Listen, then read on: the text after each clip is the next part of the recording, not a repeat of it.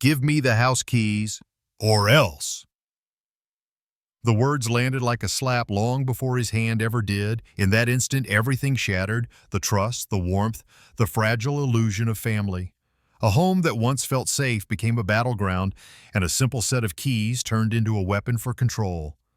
What happens when a betrayal comes not from strangers, but from those closest to you? When the people you've loved and protected twist loyalty into leverage, the pain cuts deeper than any wound you can see. This is a story about what breaks us and what we choose to build afterward. It's about dignity tested, boundaries reforged, and the strength to rebuild a harbor where storms have already passed. It's a journey through betrayal, justice, and finding the courage to stand, steady, unshaken, and whole. Before we dive into today's story, take a moment to share where you're tuning in from. We love seeing how our stories connect people from all around the world. Your comments and thoughts bring this community to life, and we're so grateful to have you on this journey with us. If you haven't already, don't forget to subscribe and turn on notifications so you never miss a new story filled with drama, resilience, and unexpected twists. Now grab a cozy seat, maybe a cup of coffee or tea, and prepare yourself for a tale that will captivate your heart from beginning to end. Let's begin. I wake before the gulls and the heat, when the river still carries the cool night along its skin and the marsh grass breathes like a sleeping thing.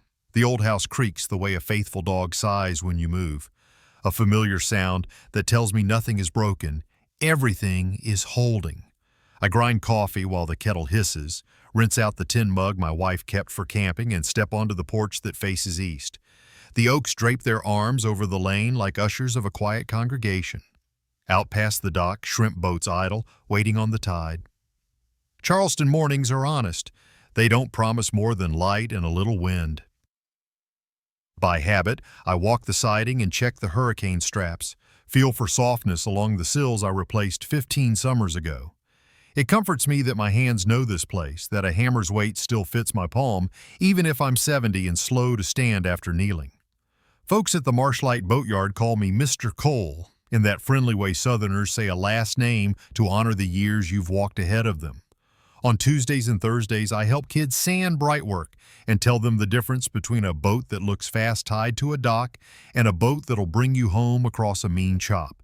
The lesson, I tell them without saying it aloud, applies to people. My daughter, Hannah, texts me on her early shifts at the hospital. She grew up under the same live oaks, learned to cast a line from this dock, then went and made herself useful in a way I admire and fear. Useful people get tired, and tired people reach for shortcuts. She's 32 now, and lately her voice has an urgency it didn't before her engagement, as if she's already behind on a race no one told her she entered. I don't remember that feeling from my 30s. I remember bills and a small miracle each Friday when the check cleared. The fiancé, Ryan Mercer, is one of those men who perform ease the way some men do push-ups. He talks like closing time is permanent, and solutions appear if you speak loudly and smile down the room. When Hannah first brought him by, he crossed my porch as if measuring floor space. "Beautiful spot you've got," he said, pausing by the lockbox where I keep spare screws, not as carefully as I believed. He had the handshake of a man who's learned pressure works when truth won't. It would be unfair to say I disliked him. I simply didn't trust the tempo he kept. After they left, I pulled the ledger from the kitchen drawer and updated my notes. I keep ledgers the way some men keep diaries. Tides and repairs, numbers and names. The duplex across town had a new tenant. The municipal bonds rolled dividends right on schedule. My small stake in the Marshlight yard carried modest returns, enough to replace a roof if the season turned. Leon Brooks, my financial advisor, and Dana Whitaker, my lawyer, know where everything sits. No one else does. You can call that secrecy or prudence. I call it what my wife called it: privacy that keeps storms small when they come. Grief taught me that routine is another kind of shelter. I make the bed tight, scrape last night's skillet clean, and feed the blue heron that stalks the shallows behind the dock. Mr. Patel from 2 houses over often walks down with a thermos and 2 tea bags. We talk weather and politics lightly, then settle into the neighborhood's immortal subjects: roofs, knees, and suns. "World's moving fast," he says, not unkindly. Fast invites careless. I file the sentence where I keep warnings that sound like compliments. Before lunch, I drive my battered pickup to the hardware store for marine varnish and brass screws. The clerk asks after the wedding plans, and I hear myself say, Savannah, Old DeSoto Hotel, as if naming the place will anchor it to something durable. I picture Hannah in a soft dress and Ryan with his hand on her lower back, guiding, always guiding. In the parking lot, a man in a suit I don't recognize nods at me like we've met. When he turns, I catch the tail of a logo from a payday loan shop across the river. It might mean nothing. At my age, patterns arrive before proof. The afternoon brings a cloud build, and that green light storms wear when they're considering you. I check the shutters, count the batteries, and set the porch radio on the bench where the signal comes through clean. I take the chisel to the swollen edge of the screen door. Small tasks that offer the satisfaction of response. In the shed, I notice the spare house keys are not where I last left them. Then I remember I moved them to the old tackle box after Ryan idly asked, which lock is the back? While Hannah rummaged for pie plates. It had been a harmless question cloaked in charm, yet it sat in me like a fishbone. Around 5, a message from Hannah asks if I can print the ceremony program. He found a great font, she writes, and I'm struck by how contemporary love speaks in fonts and venues. I say yes. I would say yes to 90% of her requests because time's a great thief and fathers spend their lives negotiating with it. I set the pages to print and watch the ink lay down names and dates, a paper promise no sturdier than a dock cleat if the knots you tie aren't honest. Dusk lays a lavender ribbon across the river. I light the porch lamp and bring out the letters my wife left me in a shoebox. The hospice nurse thought I should open months ago, but I couldn't. Her handwriting is the neat patience of a woman who made lists and followed them, who held a family together with recipes and apologies. One line in particular waits for me, underlined in a calm hand. Keep the house as a harbor, not a prize. A harbor welcomes, a prize draws thieves. I fold the letter along its crease and slip it back where it can do me good. When the first drops hit, big as quarters, I breathe relief because weather is honest even when it knocks you over. The porch tin starts its staccato and the smell of rain on hot wood lifts something tight from my chest. Tomorrow I'll go to the boatyard, tell the boys why you don't paint before sanding, show them a page from the ledger and a page from a life. Tonight I turn the deadbolt and slide the chain. I am alone but not lonely. A man at the age where company matters but quiet matters more. There is a wedding on the calendar and a future coming toward us whether we are ready or not. The house is steady under my feet. The keys are where I put them.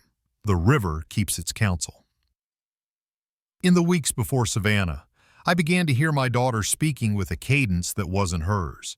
It arrived in phrases that clicked together too neatly, as if copied from a brochure about modern life. The house is too big, she said one evening, while standing at the sink, rinsing blueberries between night shifts. Downsizing is freedom. We could save a fortune if we move in for a while. The words were tidy, efficient, and they left no room for the soft, messy shape of a home. Hannah is a capable nurse and a kind soul. Even so, fatigue can dull instinct. I watched how she began to pace when she talked about budgets, how her texts shortened to bullet points. On her laptop, a spreadsheet labeled post-wedding ran neat columns that assumed free housing, utilities folded into air. It was the assumption that rang. Ryan played his part with the lightness of a man who mistakes charm for currency. He lounged against my porch rail and mocked my pickup as if teasing might change the odometer. Assets should move, he said, holding my T-square like a prop. You don't let bricks sit still. Rotation, Mr. Cole velocity. He called caution a relic and dressed impatience as strategy. I measured the space between his words and my world and filed the difference where I keep storms I can't yet name. My father used to say, you don't argue with weather, you anchor and wait. Then came his mother, Elaine Mercer, in a sheath dress the color of wet stone and a smile calibrated for committees.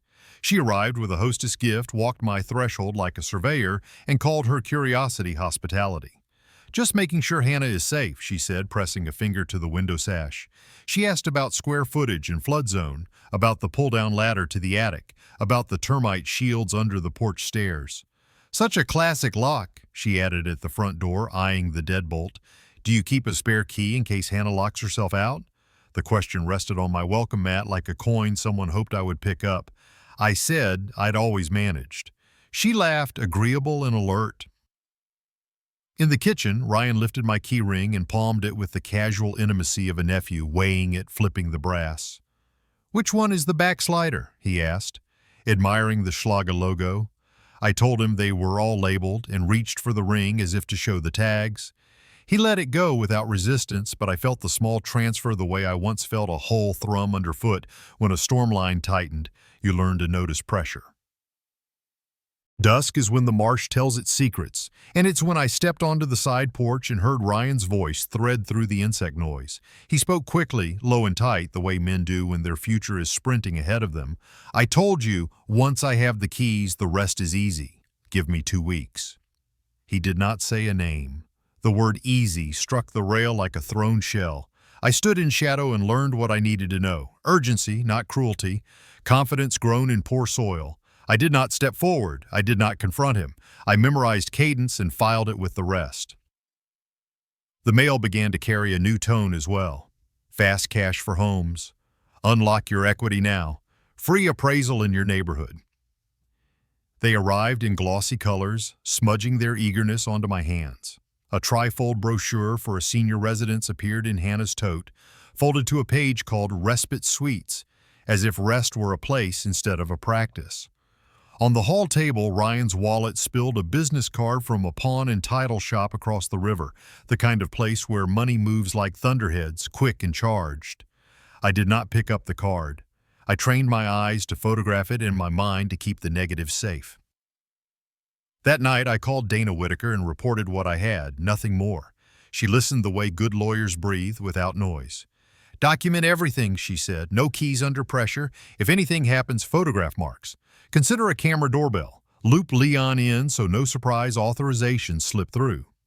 She did not tell me to fear. She handed me a boundary and named it policy. I wrote her instructions on a yellow pad and taped it inside the cabinet with the salt. The neighborhood had its own way of issuing counsel. Mr. Patel and I walked the lane at first light. Our route passed the paper boxes and down to the dock where egret tracks stitched the mud. He poured tea from a thermos and gave me a sentence that sounded like a proverb. "Fast markets breed sloppy thieves," he said, not casting it as a warning so much as a fact of weather. I let the words settle where a nail seats with one tap. At home, I pulled the shoebox of letters from my wife and found the line I had underlined weeks ago when grief felt like a room with no windows. "Keep the house as a harbor, not a prize. A harbor welcomes. A prize draws thieves." It is a simple sentence, but like a good knot, it holds twice, once when you tie it, again when it is tugged. I copied the words onto an index card and slid it into the ledger where I keep days and numbers, because sometimes you must braid principle to practice. I rehearsed refusals aloud while making coffee, testing the shape of them in my mouth so they would not come out sharp when I needed them smooth. I pictured the ballroom in Savannah, the chandeliers and the speeches, the way champagne turns requests slippery. I imagined Ryan smiling as he asked for nothing and meant everything, Elaine offering help that hit a hook, Hannah flushed with happiness, and a little winded from the race she thought she had to run. I practiced the sentence I would say to all three. "I am happy for you. The house is not part of your plan."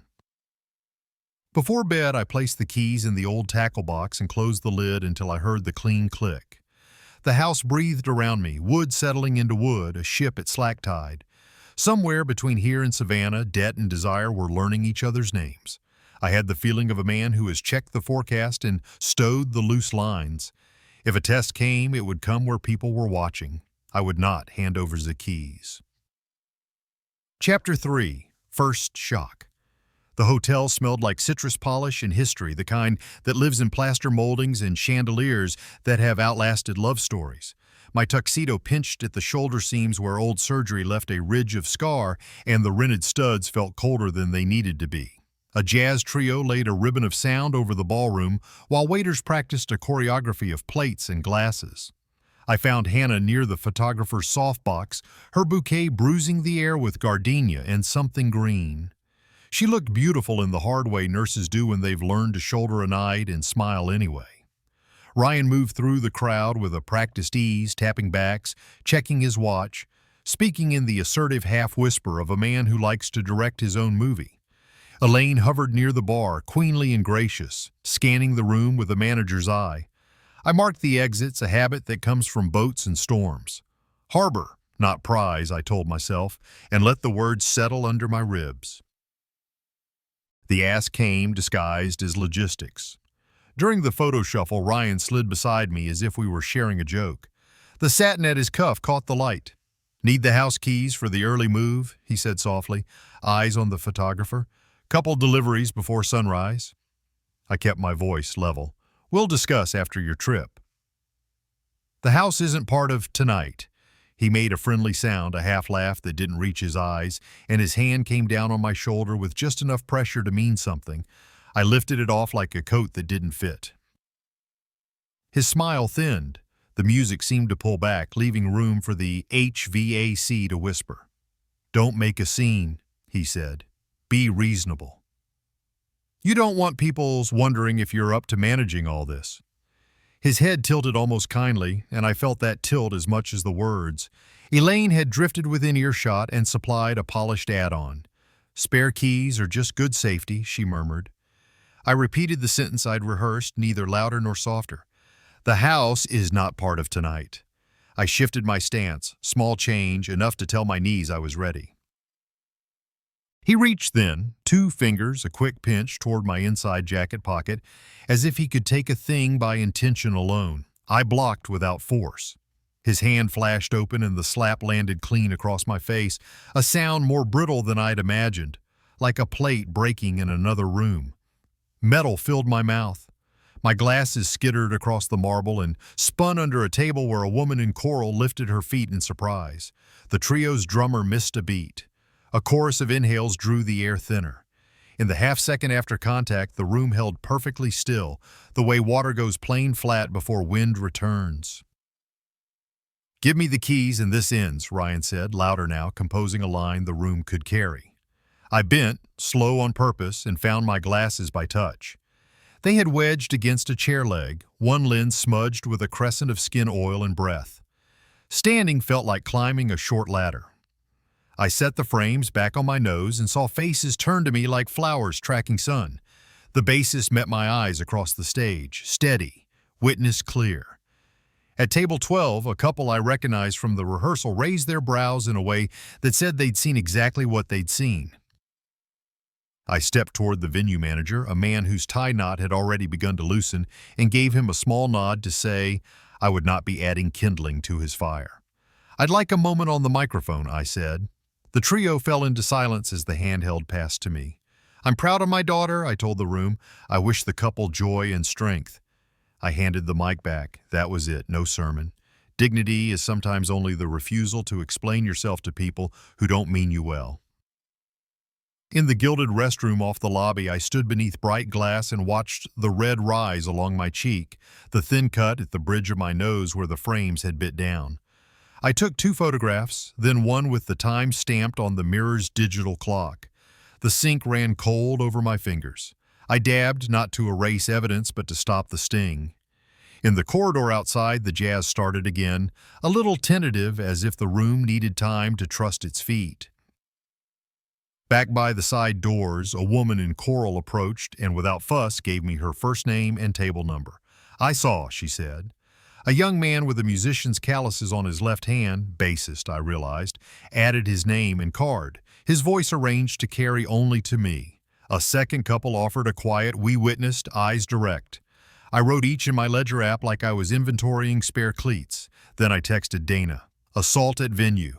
Witnesses present. I am safe." 2 photos followed, a third for redundancy. I felt my breath settle in the low part of my chest where it could do the most good. Ryan found me under the exit sign, toggling between apology and control like a man flicking a light switch to test a circuit. "He stumbled," he said in a tone built for bystanders. Then to me, lower, "Let's not blow this up." I repeated the policy I'd memorized. "The house is not part of tonight." The key weight in my pocket felt like a plumb bob finding vertical. He took a half step, seeking the old pressure angle. I watched his hands and not his face. People write truth with their hands. Out on the floor, Elaine was already making weather. I heard her at the edge of tables. He's under strain. Such a shame. Must have slipped. A cousin I didn't know, muttered stubborn old man, and another guest countered, I saw the hit. The words steady and unembellished.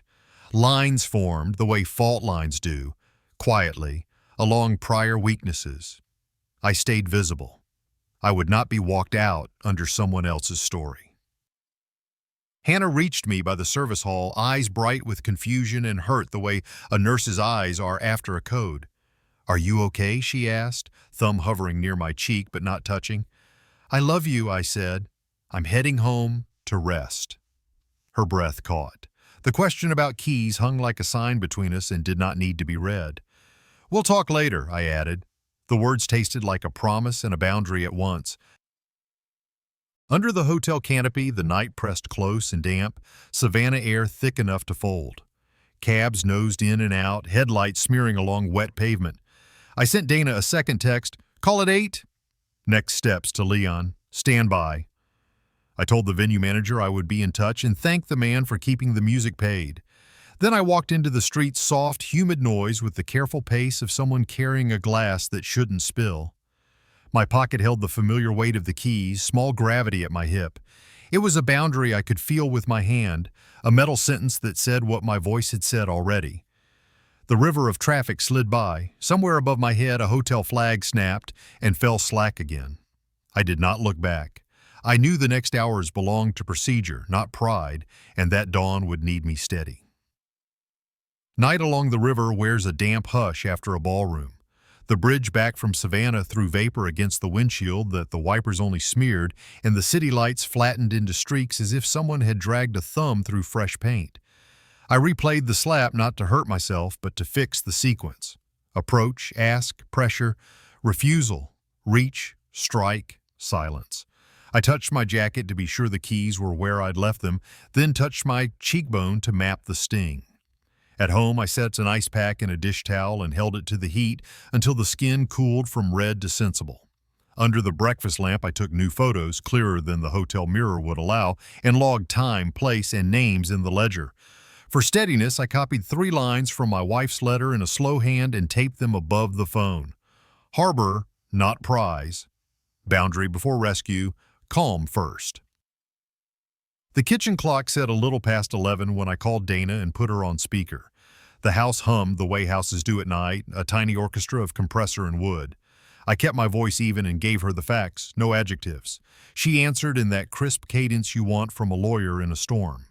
We'll prepare a temporary restraining order first thing, she said.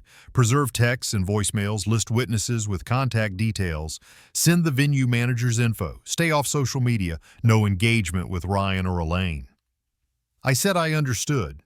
We set a morning meeting at her office and I forwarded the photos while the coffee maker dripped a second pot that I wouldn't finish. Before dawn, I called Leon. He answers early and softly like a man who has learned respect for mornings.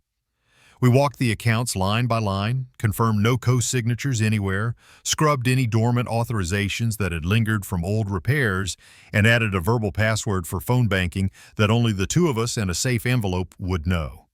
He set fraud alerts and flagged property title activity for me and for Dana's office. I asked about the duplex tenants. Rent was current, quiet as ever. I'll keep a watch list for any title or POA noises, Leon said. I thanked him and wrote monitor next to his name in the ledger.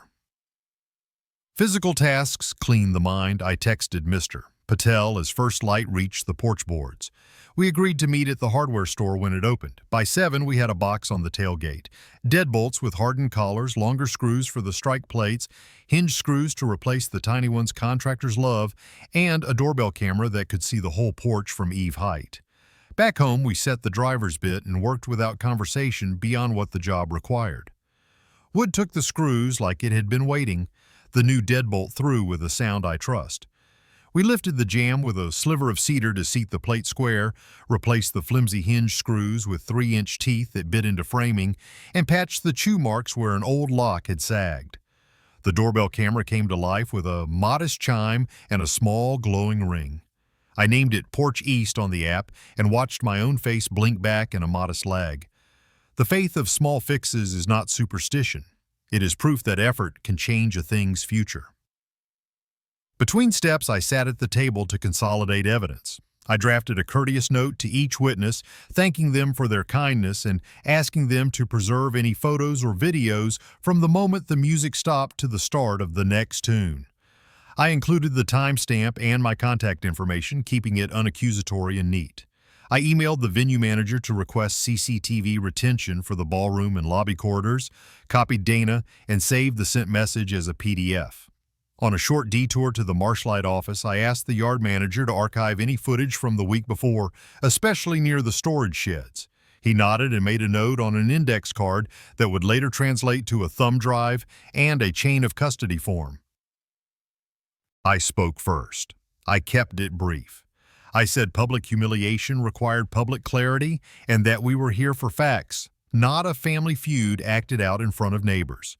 I stated my intention to protect my home, my daughter's safety, and my own dignity through lawful means.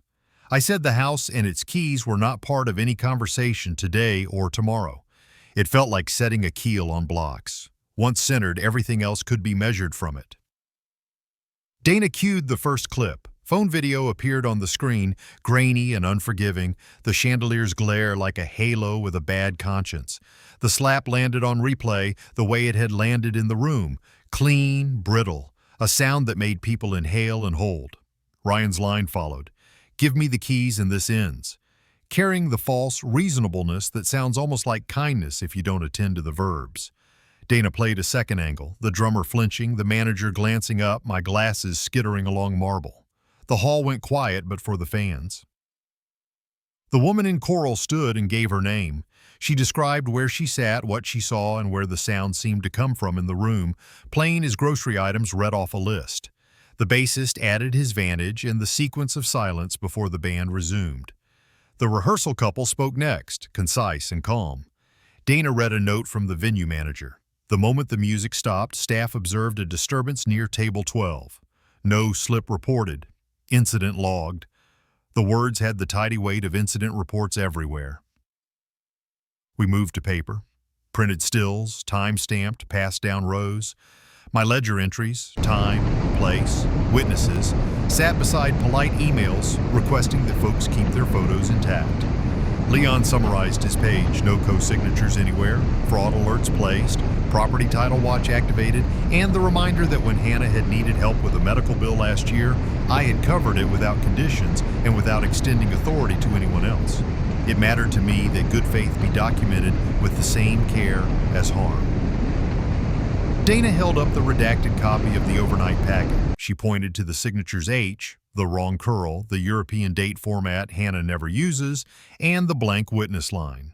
The bank's freeze confirmation letter sat stapled to the back. She explained that a fraud report had been filed and that the restraining order request would include the forgery attempt.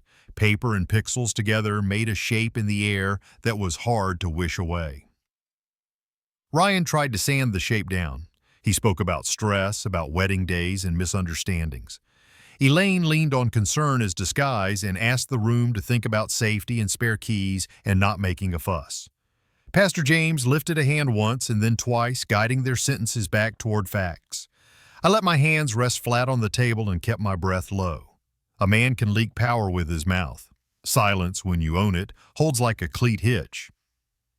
Pastor James looked at a printed page on the podium, then at a screenshot on Dana's tablet, and asked a small question that released a larger one. He had recognized a symbol in a text preview from weeks earlier, a logo that had once crossed his desk when he worked cases as a patrolman. Dana, with permission, introduced a lawfully obtained loan agreement from Low Country Collections showing Elaine's brother listed as a principal. The document spelled out terms that feed on panic in relatives, high fees, rolling renewals, pressure points. The room shifted. People sat up. The details made a map between the slap, the 2-week timeline baked into Ryan's call, and the forged packet meant to open a financial gate. Dots connected themselves. Keys were not sentimental. Keys were a gate. A gate meant collateral. Collateral demanded speed. The words from the porch, 2 weeks, found their reason in print. I said as much with as little heat as I could manage. The fans ticked, and the projector hummed a small electrical patience. I thought of knots again. Some you untie, some you cut. Dana laid out the next steps with the lean economy of a pilot reading a checklist. The restraining order would be filed today. Cease and desist letters would go out by courier. Requests to the district attorney would include the forged packet and the Low Country connection. Preservation subpoenas would issue to the hotel and the bank branch. All further contact would route through counsel. My part was simple: hold my boundary and keep my hands clean. Hannah stood. Her voice was small and clear at once. She admitted the pressure she had felt, the way spreadsheets had begun to assume what was never offered, the shame of repeating phrases that did not sound like her. She said she did not sign any power of attorney and authorized Dana on the record to protect her interests should anyone suggest otherwise. Relief and grief arrived together as they do. I let them sit without showing off either. Pastor James closed us with a short prayer for truth and distance and reminded everyone that the hall's cameras had been recording the whole time. People gathered papers and rose in the slow scrape of folding chairs. Outside, the parking lot was a sheet of bright heat. I packed my folder, felt the keys at my pocket, and knew the afternoon had delivered me to a clean edge. The path forked: press every charge and let the law do what it does, or offer a single conditional way through for a man who had chosen pressure over honor and for the family that had helped him rehearse it. Either way, the house would not be part of the bargain. The next chapter would belong to choice. Heat held to the church steps like a promise. After the meeting, people trickled into the parking lot in small currents, the kind that avoid colliding but still carry news. Pastor James stood with me in the sun, his jacket folded over one arm. He said he'd file a short memo of what he witnessed and would answer the district attorney if they called. I thanked him and watched the witnesses drift off with the careful gait of people who know they've done something useful. No one tried to touch me. That felt like a new rule the room had learned. Hannah asked for a minute away from the others. We crossed to the shade where the building's brick held a pocket of cooler air. Her voice came low and steady, the kind she uses when telling families what they can bear. "I think I might be pregnant," she said. Late. Faint line this morning. I haven't confirmed. The word moved through me like a tide. First lift, then undertow. Joy rose as something gentle and old. Responsibility rose as something sharper. I kept my face composed because I have learned that composure can be a kind of kindness. I told her we would protect her safety and privacy, and that nothing in today's mess would force her into a rush. I did not offer money or promises beyond the boundary that protects us both. Love, lately, has felt like a fence you build so the garden can grow. In the truck, with windows cracked and cicadas running their electric saws, I called Dana on speaker. She laid 2 paths on the dash with the clarity of a checklist. Path 1. Full legal pursuit, assault, the forgery packet, conspiracy, no negotiation, immediate protective orders. Let the DA pull the thread until it's rope. Path 2. A conditional framework. Ryan signs sworn cooperation with the DA about Low Country collections, submits devices for forensic imaging, enrolls in a debt and behavior program, issues a written public apology, pays restitution, accepts strict no contact and no access to me or my property. Any breach collapses straight into Path 1. She advised that a conditional path only works if it increases safety and helps dismantle the network. Her voice carried no hunger either way. I told her I would think until the sun lost its edge. On the porch that evening, the fan ticked its small wobble and salt carried across the marsh. I took down the 3 lines from my wife's letter and read them again, this time like an inventory. Harbor, not prize. Boundary before rescue. Calm first. In my chest, a small court convened. The temptation to punish kept making arguments about deterrence. Another voice asked what would actually make Hannah safer if she was carrying a child whose first months might be spent around courtrooms and headlines. I thought of the boys at the boatyard, the way they watch your hands when you tie a knot. The example matters more than the lecture. Justice with structure felt less like surrender than like good carpentry. Load-bearing, not decorative. I called Dana back before full dark. We tilted toward the framework and got precise. She emailed a draft. The temporary restraining order remains in force regardless. Ryan will provide a sworn affidavit naming participants at Low Country, surrender devices for imaging, and consent to bank and branch subpoenas. He will reimburse my medical costs and legal fees to date and stipulate to a civil judgment if he defaults. He will read a public apology in church and leave it posted for 30 days, naming the slap and the key demand. He will honor strict no contact and no trespass. Violation triggers immediate filings. Enrollment in counseling and debt remediation with monthly compliance reports. I asked for one addition: a prohibition on using my name, address, or property in any application, reference, or credited instrument. She added the clause and sent the clean copy for signature blocks.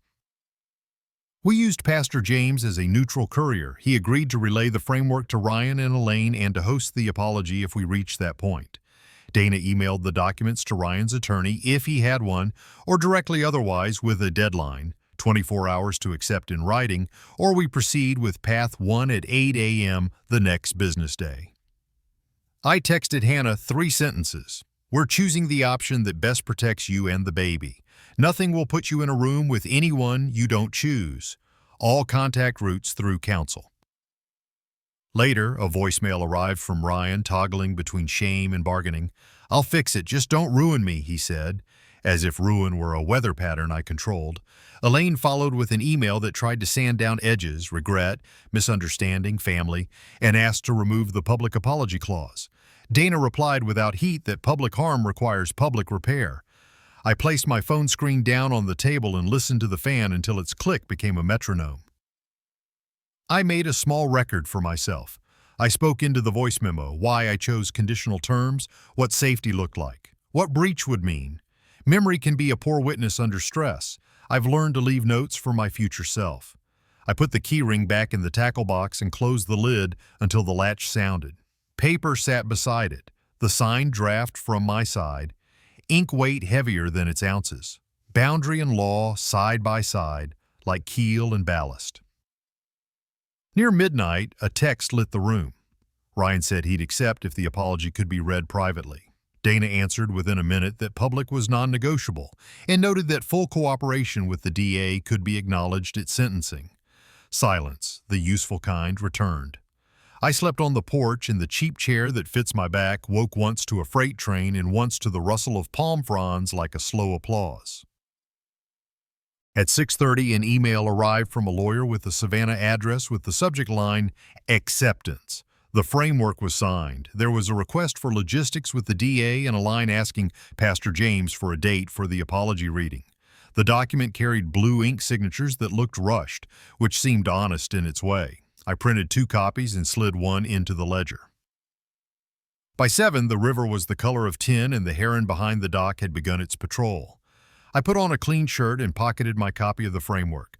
The morning felt cooler, not because weather had changed, but because the day had acquired edges. At Dana's office, we would notarize and file. The restraining order would go in parallel. The DA would be looped.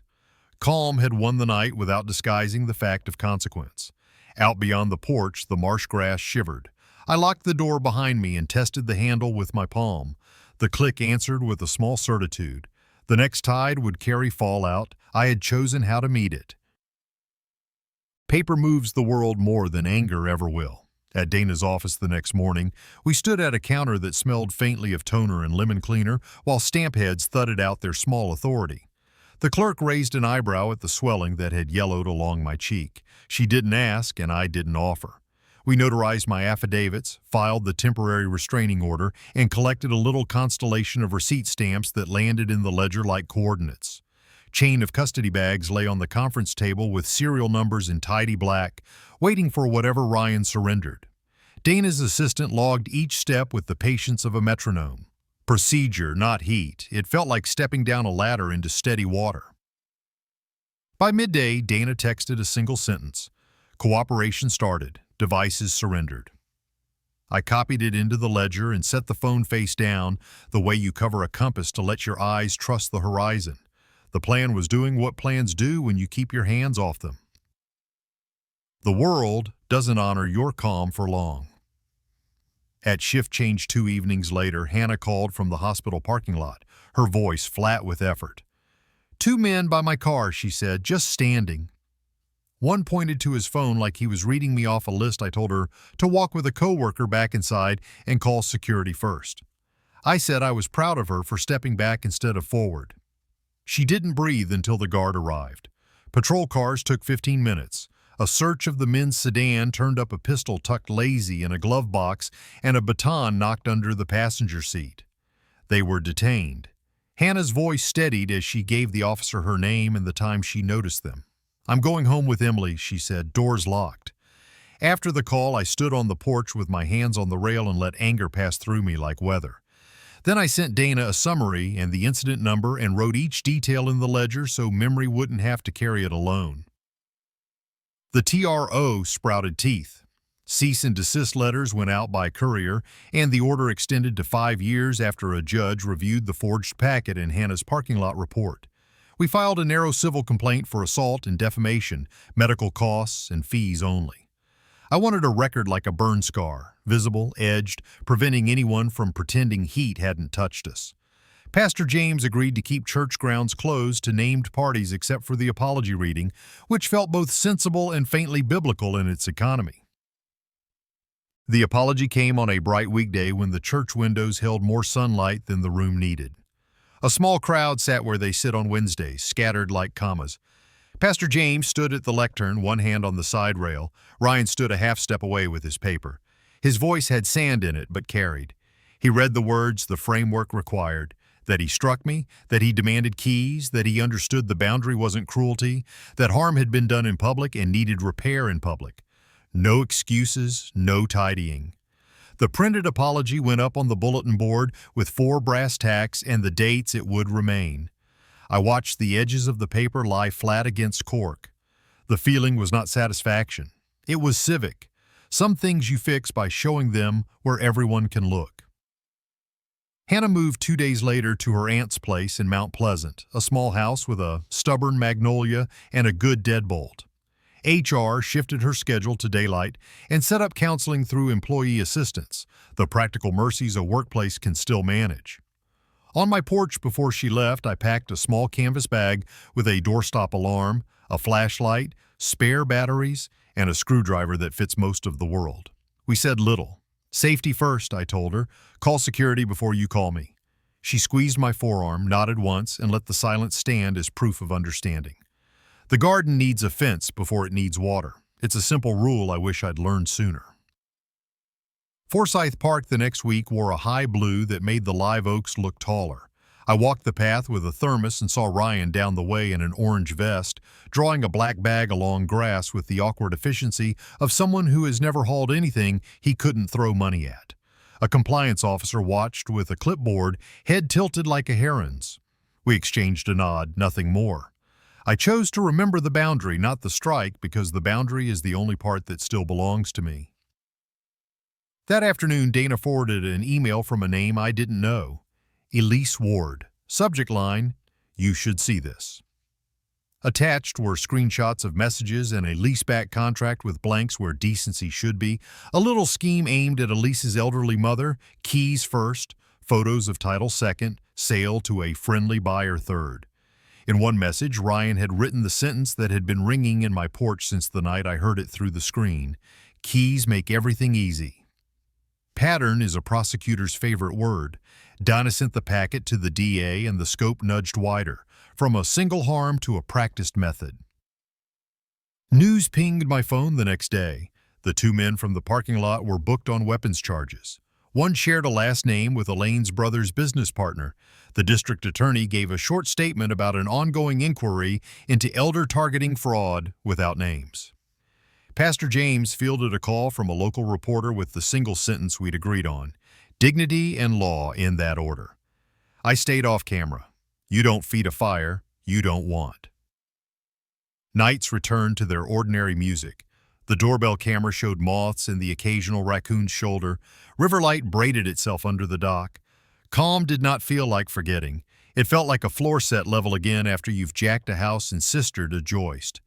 I opened the ledger and sketched a heading in block letters: Safe Porch. Under it, I listed locks that matter, screws that bite, how to spot a forged power of attorney, who to call before you sign anything, where to get a camera for cheap, which neighbor has a drill if you don't.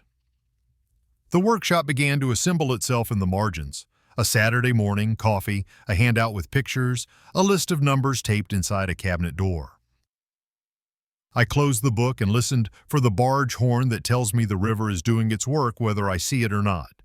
Fallout is a word people use to mean mess. I've learned to hear it as what falls out when you shake what shouldn't have been inside in the first place. Tomorrow I would take what fell and build with it, rails strong enough that when the next tide came in mean, the porch would still be here, and the people on it would know where to stand. The plan began on the porch as a scribble that learned to stand up. I drew boxes down the left margin of the ledger and titled them with a carpenter's plainness. What we teach, what we do, who brings what, numbers to tape inside the cabinet. Coffee steamed beside my elbow, the doorbell camera gave a single testing chime, and the river pushed a thin breeze that lifted the corner of the page like a hand asking a question. By 9, the sketch had become a one-page syllabus and a checklist flyer. The sentences were short on purpose. Locks, strike plates, cameras, call order, security, police, lawyer, witnesses and timestamps. A small gray box at the bottom. Never hand over keys under pressure. Coalition follows clarity. I drove to the church where Pastor James stood under the fellowship hall's exit sign with a ring of keys that could have started a ship. He listened and nodded until the nod became an offer. "Take Saturday morning," he said. "We'll put out chairs and coffee." Mr. Patel promised to bring his driver and a bag of 3-inch screws. "Folks don't know how much bite a longer screw has," he said. "We'll let the wood explain." Leon volunteered a 15-minute scam anatomy talk, powers of attorney, title games, the free appraisal mailers that arrived dressed like gifts. Dana agreed to print a simple no-consent notice template and explain what a legitimate signing looks like. 2 witnesses, a notary, identification, and a room where pressure can't fit through the door. Back at my kitchen table, I fed paper into the printer until the tray's heat carried that warm ozone smell you remember from school. We needed hardware. At Marshlight, the yard manager slid a clipboard across the counter and signed off on a small community grant from a fund we keep for storm prep. I matched it out of my quiet savings. We bought doorbell cameras, strike plates with hardened collars, bags of 3-inch screws, metal peepholes, and a stack of doorstop alarms the color of road flares. I wrote the budget on the back of a receipt: 50 cameras, 72 plates, 300 screws, 19 peepholes, 10 alarms. It felt good to spend not to rescue but to prevent. Prevention is the respect you pay to a problem you've already met. At her aunt's place in Mount Pleasant, Hannah and I sat under a porch fan that moved air like a kind nurse changes a pillowcase. Efficient, gentle. Counseling had steadied her, HR had shifted her to daylight, and the house had the kind of locks that would make a thief think twice. She offered to speak at the workshop for 5 minutes about stress, sleep, and why tired people make fast decisions they regret. I told her boundaries are a kind of care and let the unspoken rest where it could keep its dignity. Our talk was the kind that holds more love than words. Workshop morning, the fellowship hall breathed coffee and floor wax. Box fans drew slow rectangles of relief across the room. We set up folding chairs and a projector that finally agreed to talk to Dana's laptop after a stern look. I opened with a story, not the slap, but the lesson that outlived it. I told them my wife's line, harbor, not prize, and said a harbor takes work. Mr. Patel demonstrated what a longer screw does to a hinge. The driver barked once and the plate sat flush, a sound you feel in your forearm. Leon walked through envelopes and emails and showed how scammers borrow the tone of help. "If it's urgent, it's probably not for you," he said. Dana laid out the difference between a clean signing and a cornered one, then handed around the no-consent template and showed where to keep it. I went through the flyer like I was reading a chart before surgery. Locks that matter, door viewers set at 2 heights, cameras that watch what you need, the order of calls, the way you ask a neighbor to stand with you while you say no. Afterward, we split into teams. The sound of metal finding wood filled the afternoon like a simple hymn. I moved down a block of porches and swapped strike plates that had been pretending to be strong for plates that were. A widow confessed she'd kept a spare key under a planter for the handyman. We replaced it with a lockbox mounted to brick and coded the wheel with a number only her sister knew. At another house, a man in his 80s smiled when the doorbell camera came alive on his phone and showed his own face looking puzzled. He laughed and said he'd finally know who kept stealing his newspaper. We posted a phone tree inside cabinet doors and labeled it with a strip of tape from a label maker that tried to jam and then thought better of it. On a walk through Forsyth Park a few days later, I saw Ryan again in an orange vest, dragging a trash bag along the edge of a lawn where children were chasing a kite. The compliance officer stood nearby with a clipboard and a calm, bored stance I admired. Ryan lifted his chin once and then returned to his work. I didn't slow. I've decided to measure him by compliance, not apologies, because compliance is the only apology you can verify. Systems can change tempo when you push in the right place. Dana called to say the district attorney had scheduled a formal interview with Elise Ward and that subpoenas had gone to Low Country Collections for records and internal messages. The Elder Justice Unit asked Pastor James for the hall next month for a clinic on signatures and scams. I filed the workshop attendance list and underlined the names of those who'd asked for home installs. A margin note became a promise to myself, second visits for those who were too polite to admit they were afraid. In the long light of a late afternoon, I tallied what we'd done. 50 doorbells installed or waiting, 72 plates tightened into real wood, 19 peepholes set at heights that let grandchildren look out too. I added a line at the bottom that pleased me more than it should have. Every screw is a sentence that says, "Not here." On a second page, I drafted a wallet card headed, "When someone pressures you for keys." The steps were simple. Do not decide alone. Do not decide today. Call your witness, call your lawyer, write down the time and the words, keep your keys. A text from Hannah arrived after dusk. The photo showed a basil sprout in a clay pot on her aunt's windowsill. "Fence first, then plant," the caption read. The phrase worked like a key sliding home. I pocketed the phone and listened to the river make its quiet case for persistence. The doorbell camera showed nothing but moths auditioning for the light. In the space the storm left, a shape of a life appeared, one built with neighbors and small hardware and rules you can live by. Court dates would come, cooperation would continue, and larger hands would move on the networks that sent men to parking lots. Meanwhile, a harbor asked for upkeep, and I had a pencil, a driver, and a list. Tomorrow I would finish 3 more plates and print more cards. The work felt blessedly ordinary. Chapter 9. The Outcome. Courthouse mornings smell like paper and old air. Marble kept the heat off our necks, and a bailiff's soft "all rise" moved the room as surely as tide. I sat 2 rows back and let the formality do its work. Ryan entered with counsel paler than I'd ever seen him. The judge's bench was a long, quiet sentence. Not angry, not forgiving, simply there. The plea landed where Dana had said it would: misdemeanor assault and criminal attempt attached to the forged authorization, reduced under cooperation, probation, continued community service, restitution to cover fees and the minor medical bills, mandatory counseling, the no contact and no trespass order affirmed without fuss. The gavel's tap wasn't thunder, it was closure. Small, audible, enough. In the hallway, Dana handed me a summarized press release from the district attorney. Charges filed against Elaine's brother and 2 associates linked to Low Country Collections. Fraud, conspiracy, elder exploitation. Subpoenaed messages laid out a playbook that could make you cold even in a courthouse.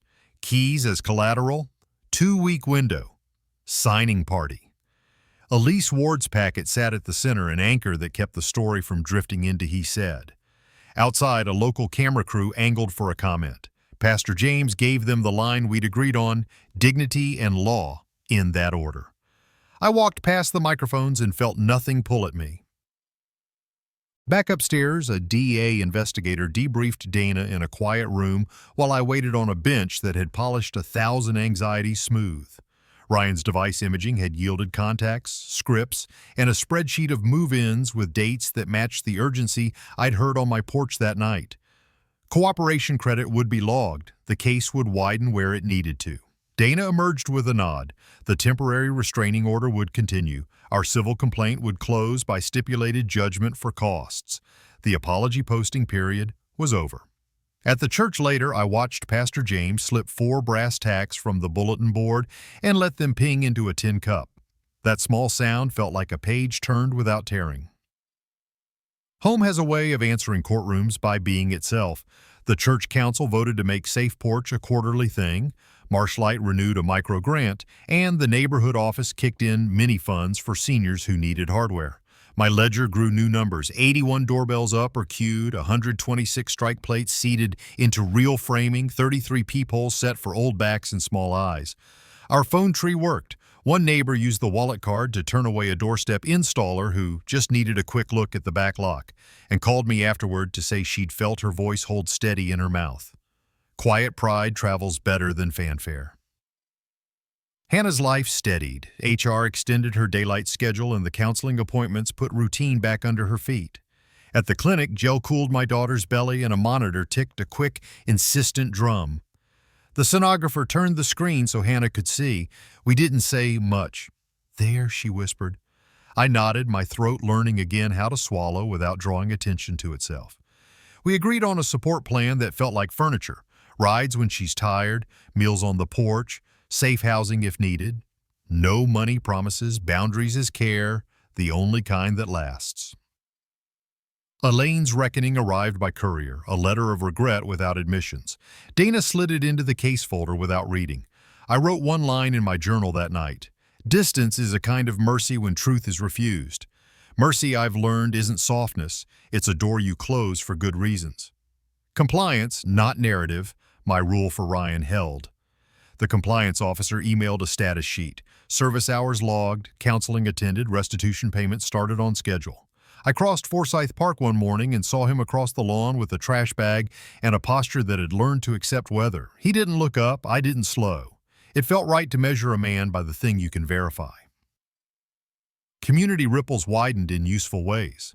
The senior center asked us to bring Safe Porch downtown.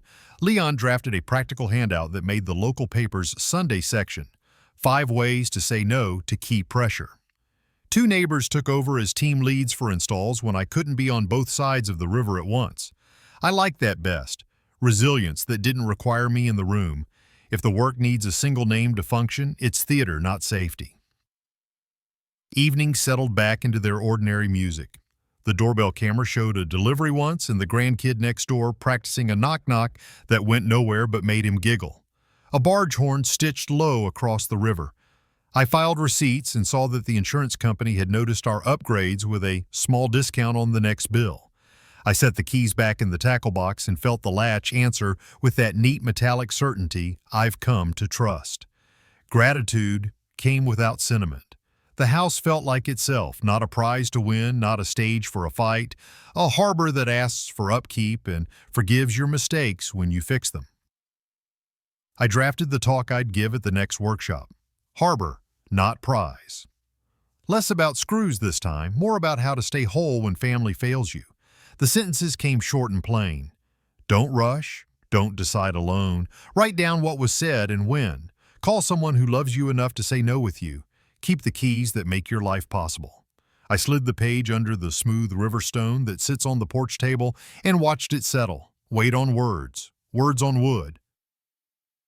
Some outcomes look like confetti and speeches.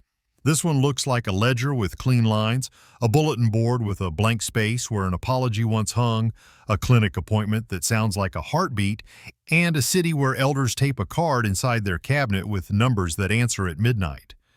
Consequences found their shape. Not vengeance, not victory laps, just systems that remember for you when you're tired.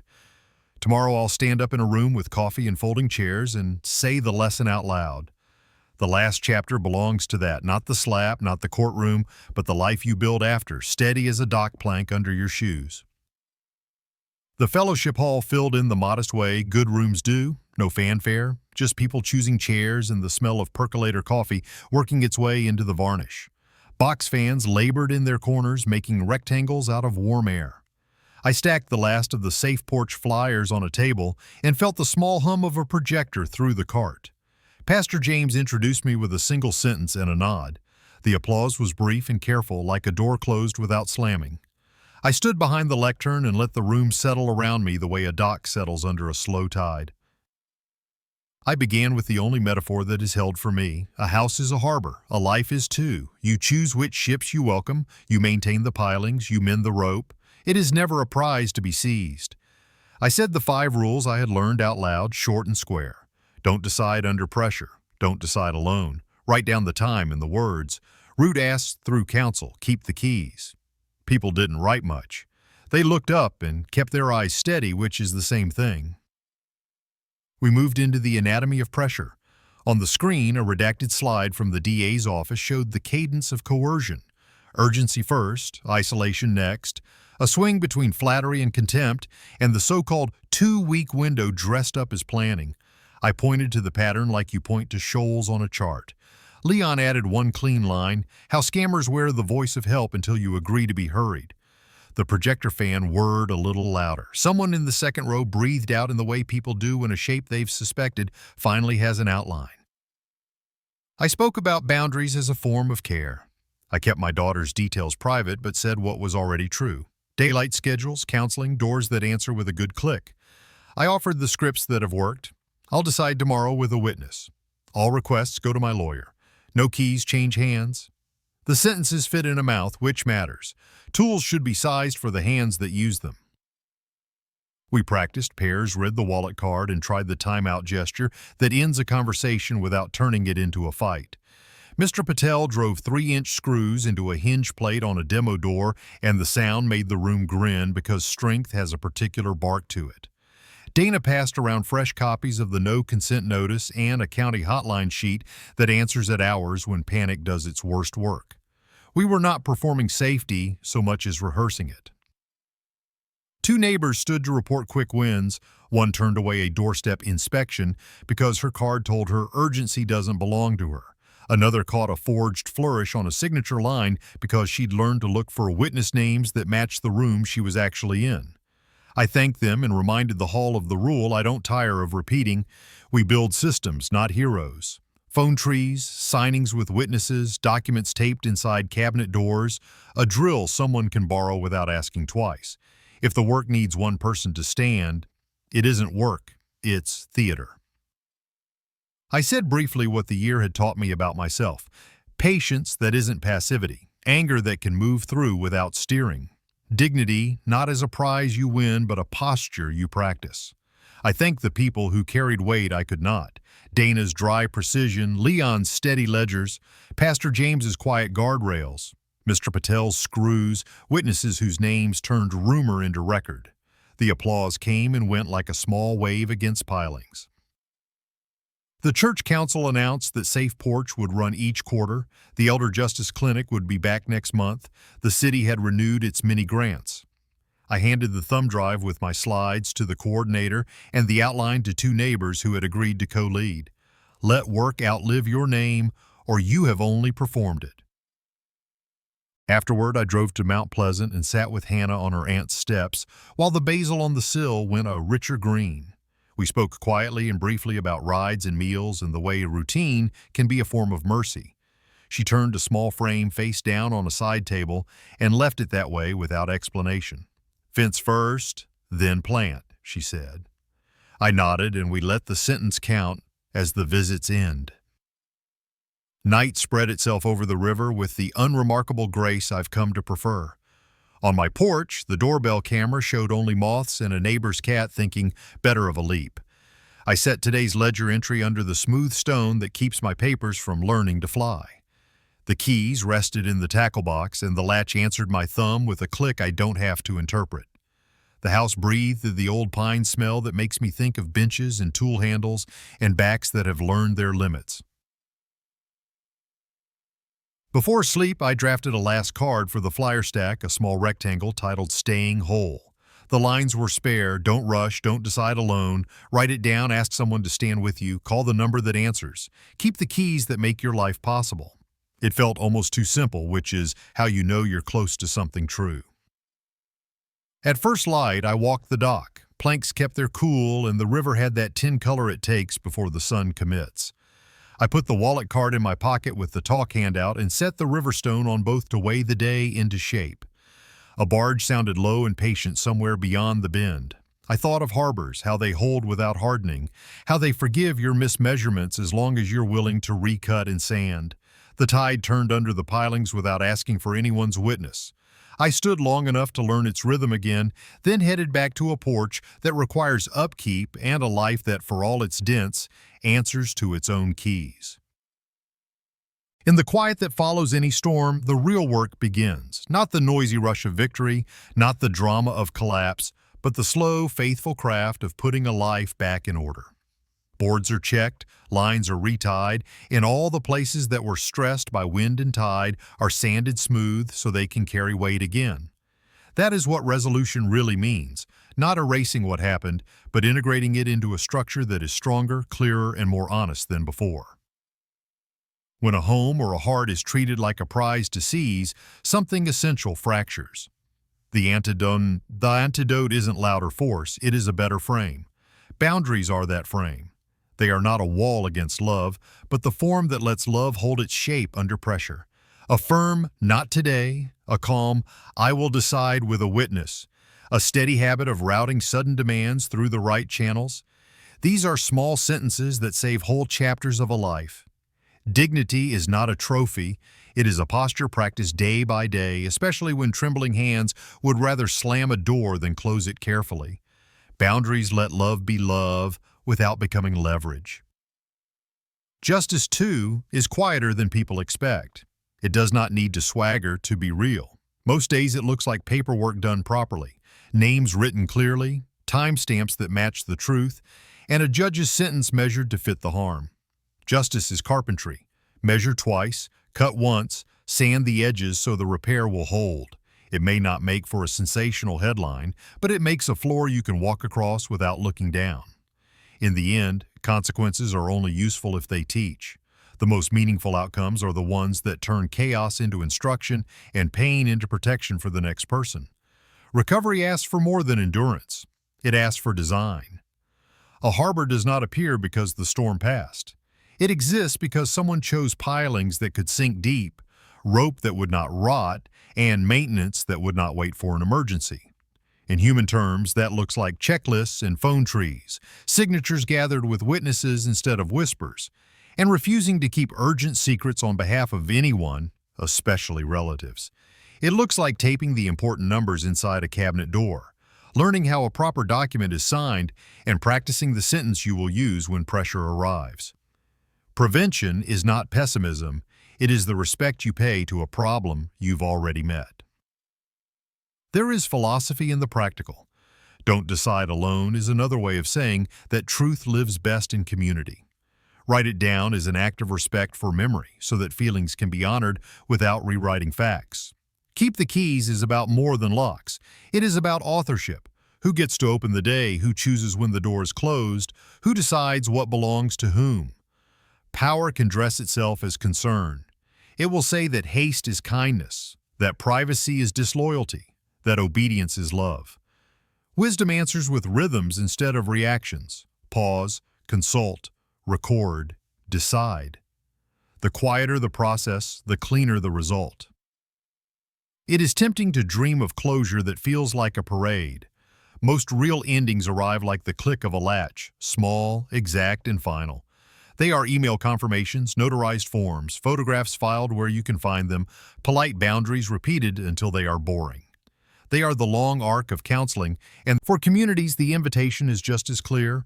Build systems, not legends. Teach elders how signatures should look when no one is cornered. Share a drill, share a number, share a room where someone can practice saying no and not feel rude. Praise compliance more than apologies.